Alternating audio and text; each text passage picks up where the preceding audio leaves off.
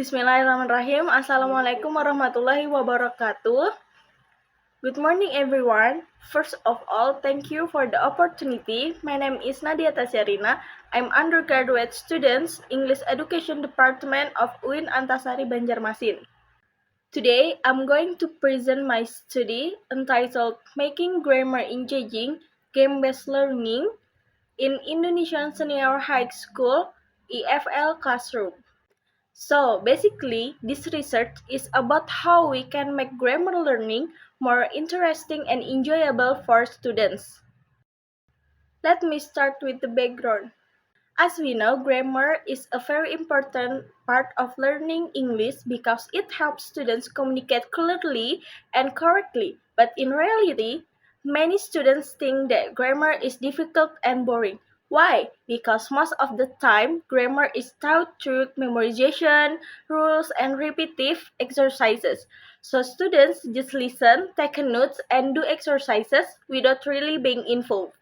Because of that, students become less motivated, less active, and sometimes even afraid to use English because they are scared of making mistakes. That's why we need a more interactive approach, and in this case, I use game-based learning, which is also in line with Curriculum Merdeka that focuses on student-centered learning. Now, let's move to the objectives of this study. There are three main objectives. First, to explore how game-based learning is implemented in teaching grammar. Second, to see how this method affects students' engagement and participation. And third, to understand how students respond to this kind of learning activity. So the main focus is not only the result, but also the learning process. Next, the methodology. This study uses a descriptive qualitative design. The participants are 11th grade and 12th grade students in a senior high school.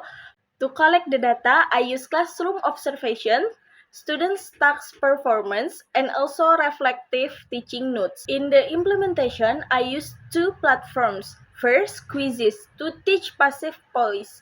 This platform is more like a quiz with competition and leaderboard. Second, I use word wall to teach present continuous tense, which focuses more on visual and interactive activities. So students were not just listening but directly involved in the learning process. Let's talk about the findings. There are three main findings in this study. First, game-based learning increases students' engagement and participation. Students become more active, more focused, and more willing to join the activities. Second, the use of game elements like competition and instant feedback made the learning process more interesting and enjoyable. Students were excited, especially when they could see their score and progress directly. Third, the classroom atmosphere became more positive and interactive. Students felt more relaxed and not afraid of making mistakes. So overall, the learning environment became more supportive. Now we move to the discussion. Game-based learning supports active and meaningful learning by involving students directly in the learning process rather than positioning them as passive recipients of information. Through interactive activities, students are encouraged to practice grammar in context, which helps them understand how language works in real communication. This makes learning more meaningful compared to traditional approaches that focus mainly on memorization and repeated exercises. In addition, game-based learning helps reduce students' anxiety, which is often a major challenge in learning grammar.